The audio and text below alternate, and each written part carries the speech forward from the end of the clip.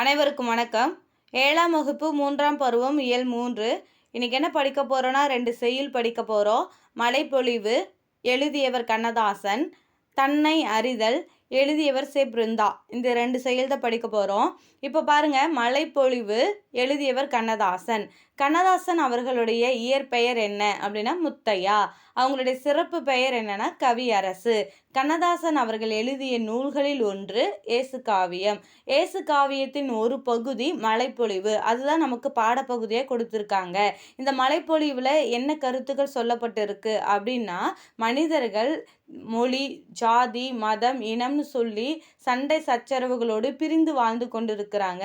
அவங்களுக்கு அன்பு தேவை, அறம் தேவை.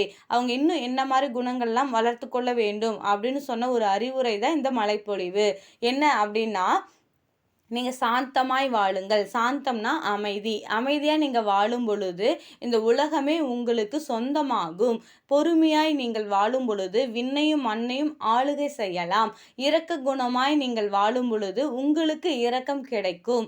நீங்கள் சண்டை சச்சரவுகள் இல்லாமல், சண்டை சச்சரவுகள் செய்தால் உங்களுக்கு துன்பம் நேரிடும், உங்களால் பிறருக்கும் துன்பம் நேரிடும்.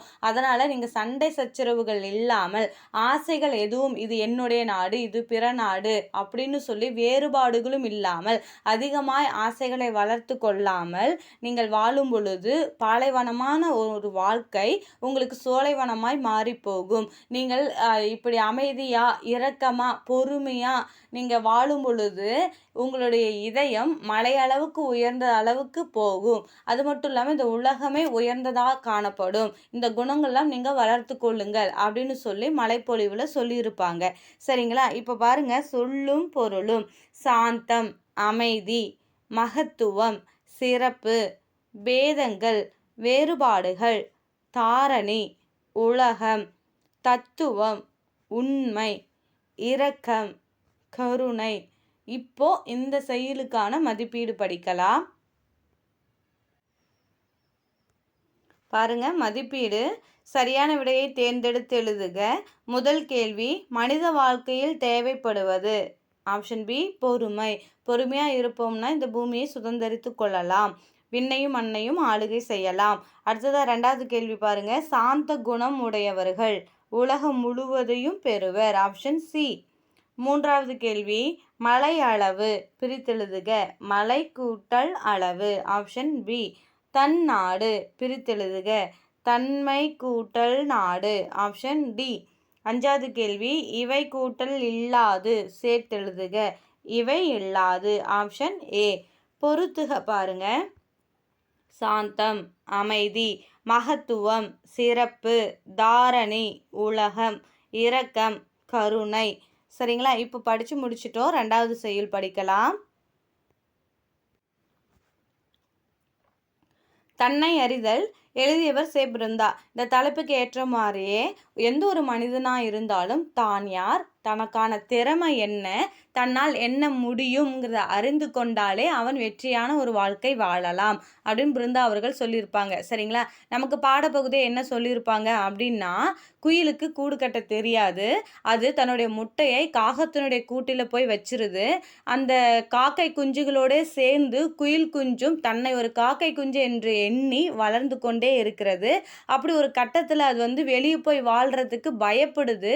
அப்புறம் ஒரு கட்டத்தில் அது என்ன பண்ணுது அப்படின்னா, தான் குயில் என்றும் தன்னுடைய குரல் இனிமையானது என்றும் புரிந்து கொள்கிறது. புரிஞ்சுக்கிட்ட பிறகு தன்னம்பிக்கையை அந்த கூட்டிலிருந்து வெளியே இரையை தேடி ஒரு வெற்றியான வாழ்க்கையை வாழ ஆரம்பிச்சிருது. சரிங்களா?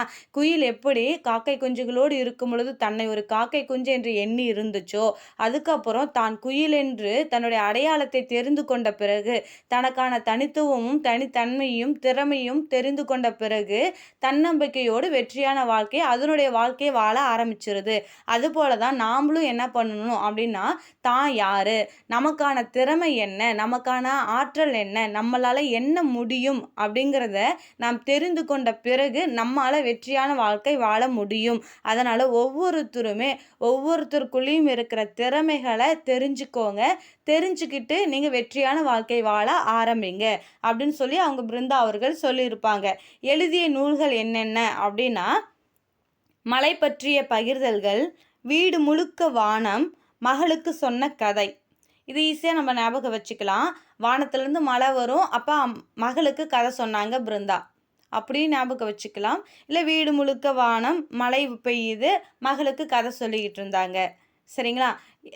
வானத்துலேருந்து மழை வரும், அப்போ மழை பெய்யும் பொழுது மகளுக்கு கதை சொல்லுவாங்க அப்படின்னு நீங்கள் ஞாபகம் வச்சாலே மழை பற்றிய பகிர்தல்கள், வீடு முழுக்க வானம், மகளுக்கு சொன்ன கதை பிருந்தா அவர்கள் சொல்லியிருப்பாங்க.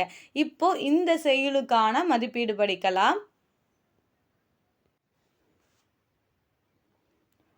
பாருங்க, கூடு கட்ட தெரியாத பறவை. ஆப்ஷன் பி குயில். 2வது கேள்வி, தான் ஒரு எனும் சொல்லை பிரித்தெழுத கிடைப்பது. தான் கூட்டல் ஒரு. Option C. அவ்வளோதான், நம்ம படித்து முடிச்சிட்டோம். கண்டிப்பாக உங்களுக்கு பிரயோஜனமாக இருக்கும் நான் நினைக்கிறேன். மீண்டும் அடுத்த வகுப்பில் உங்களை சந்திக்கிறேன். நன்றி.